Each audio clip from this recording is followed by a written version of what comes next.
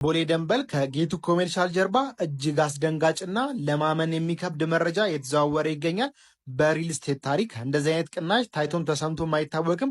የአፓርትመንቶቹን 70% ቅድመ ክፍያ ሲከፍሉ 30% ሙሉ በሙሉ ቅናሽ የምታገኙበት ሲሆን ቀድሞ የመጡትም የዚህ ድል ተጠቃሚ ሆነዋል። እነዚህ አፓርትመንቶች የግንባታ ሂደታቸው 85% በሚባል ደረጃ የተጠናቀቁ ሲሆን G+18 የሆኑ ቅንጡ አፓርትመንቶች ናቸው።